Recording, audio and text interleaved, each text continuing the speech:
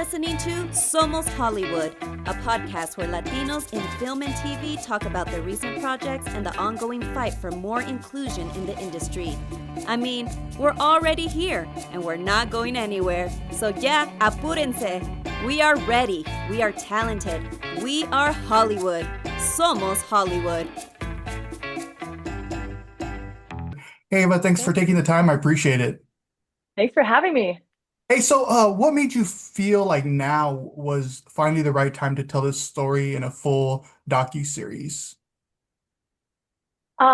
He had been released from jail last year in Mhm. November, and I felt like the injustice continued because he had never, we didn't know during all this time that he had not been to the state of California, that he wasn't in Los Angeles. Every letter said, I'm coming to get you. I'm around the corner. I can see what you're wearing. I can see where you are. I know he knew things and in the letters. So we thought that he was at least in and out of Los Angeles. Hmm. Um, but he had not been to Los Angeles. He's from Ohio. Right. And when they released him from prison, they released him in Los Angeles. Used taxpayer dollars to put him up in an apartment 10 miles from my house. And that's where he was going to be living. And I said, well, then at least give me his address. And they're like, oh, yeah, no, sorry, we can't give you his address. And I was like, but it'll be super easy for him to find mine. So Hmm. he can know where I live, but I can't know where he lives. And so it took another 3 months to, you know, of other people advocating for me, FBI, his probation officer, my U.S. attorneys, trying to get him sent back to Ohio. And they did 3 months later get him sent back to Ohio. But, and right around that time is when I was like, you know what? The story has finally come to an end now that he has been adjudicated, done his time. Now he's out on probation. I think it's time to tell the full story. And Hmm. and we went back and forth about whether this was something that we wanted to do at all. Right. Um, I think you froze. You froze up I a little think you bit. froze too. Oh, I did. Oh, Oh, crap. there you go. Okay. Yeah. There. Yeah. Now we're good. Were you surprised in part of the series where at the end of one of the FBI guys felt like it was justified the sentence that he received? I'm sorry. Ask me again just because my phone, somebody was just trying to call me. So I had to undo them. Okay. Oh, no Go on. problem. Sorry. I was wondering at the end of the series, were you surprised Oh, when one I of think I the lost FBI? you. Can you hear me? Hello? Did I lose I'm here. everybody? Oh, there you are. Okay. I was wondering at the end It, of at the end of the series, were you surprised when one of the FBI guys said that his sentence was enough and that he believed that it was uh, justice that had been served? um, well, I think that for them, it was the first time that any case had been adjudicated with this brand new genealogy, forensics genealogy technology. Hmm. And so it was a big win for the FBI. And it was a big win to have a stalking case um, get any time, period.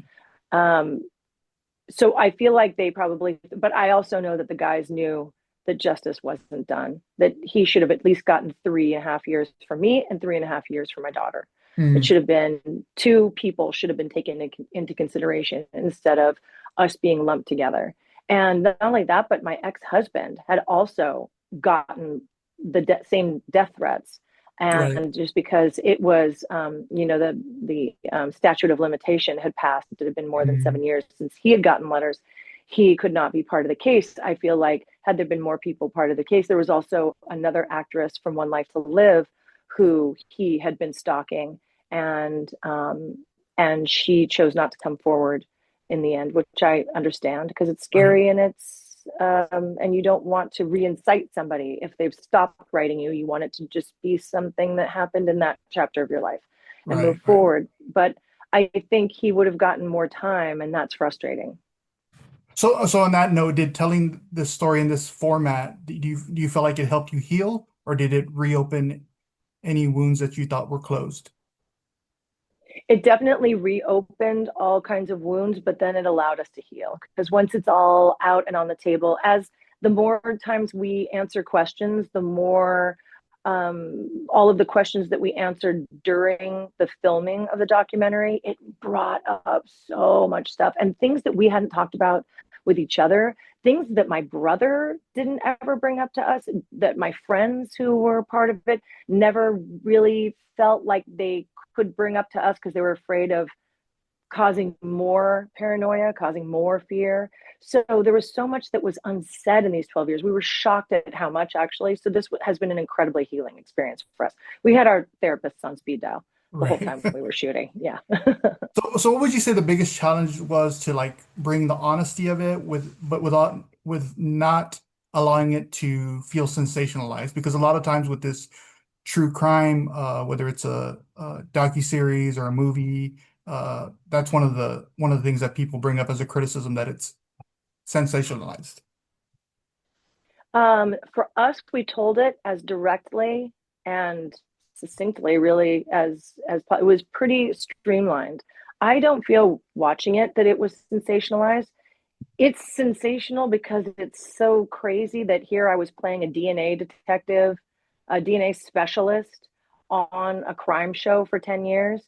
And we were catching our bad guy every single week in 43 minutes. And in reality, the FBI did not have that technology for Mm, 12 years. So, and my case was all DNA. So it's crazy that here I was, this DNA specialist, and that we were unable to really solve the case in real life. So I feel like that's the sensational part of it, is the right. fact that, because obviously it's not just actors that are and celebrities that are stalked, even though those are the ones that we hear about on the news. It's 13.5 million people a year, men, women, and children, just in the United Mm, States alone, that are stalked.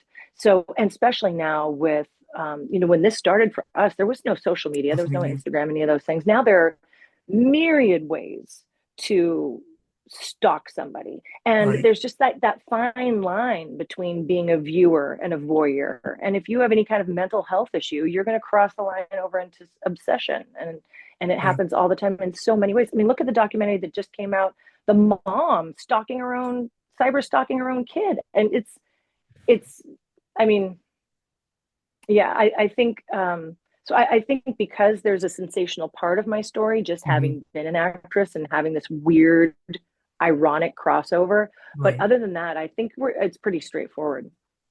Um, Back in 2009, I got a chance to interview you when I think it was season 8 of CSI, and I just couldn't imagine like what you're because you were it was happening at that time.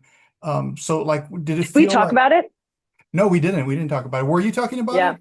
Okay. No, no. Yeah. That's what I was going to say. Did I talk about it? I don't know if I would have talked, or I was talking Yeah. about I it. was just Yeah. wondering, like, you're going to work, you're doing interviews. Did you feel like you're masking your pain during that time? Absolutely. And I think because you're afraid to talk to press about it or let anybody know about it because that's what they Right. want. That's Hmm. literally what he wanted. He Right. even said in one of the letters at one time, "Oh, the next time you do Kelly's show, Right. you should talk about me. You should say something about." And I thought, I'm not giving this idiot any kind Yeah. of press coverage. Are you kidding? So we really kept it to ourselves, and nobody really knew. I mean, our family members knew about it, but even so, even though our families did know it was going on this whole time, um, you don't talk about it all the time because you start to feel like the girl who cries wolf because something Hmm. hasn't happened yet, right? Right. It's this drip, drip, drip of terror. It's literally, you're being psychologically terrorized Hmm. for 12 years, but you can't keep telling everybody about it because there are plenty of jump scares that happen in all those years, plenty of Right. them. Yeah. But, when the jump scares aren't happening, you're not constantly telling people, "Oh, I'm still so scared." They're like, "Okay, but nothing happened to you yet." Although what we do know statistically is that of all of the women that are murdered in the United States, 86% of them were stalked first. That's a crazy It's a statistic. crazy statistic, and we know that stalking escalates. It escalates to rape. It escalates to murder. It absolutely does. And so even though it's kind of this crimeless crime as it's going on, you stop telling people because it didn't happen yet. You know what I mean? And it Right. feels so unfair. So you're living in this terror kind of by yourself. Yeah. Well, just a couple more questions, Eva. But for people who have experienced what you have in stalking, what message or reassurance do you hope they get from watching something like this? Well, we're really hoping and pushing for tougher laws around Mhm. stalking, and that there be a national database for stalkers, because people get restraining orders in one state and then they move states, obviously, especially with domestic violence, perpetrators, and they're not going to suddenly get better. They're not going to suddenly not have a mental health issue and not be obsessive and not be a stalker and not escalate. So they need to be tracked from state to state, and there needs to be some sort of a database to at least trace and track these people across state lines. And but right now there's an organization called Spark, SPARC, and you can go. They're not victim advocates. They train first responders in how to deal with people who are being stalked, and they also have a very important. They have a map on their website where you can type in your state and you can learn the specific laws in your state around stalking. And also, that state will give you information on victim advocacy and where you can get help and find some hope. That's awesome. And then I'll make this my last question, but just overall, are you more cautious now, or have you found a way not to let fear guide you like it had been these past 12 or so years? Um, we're never not going to have our heads on a swivel.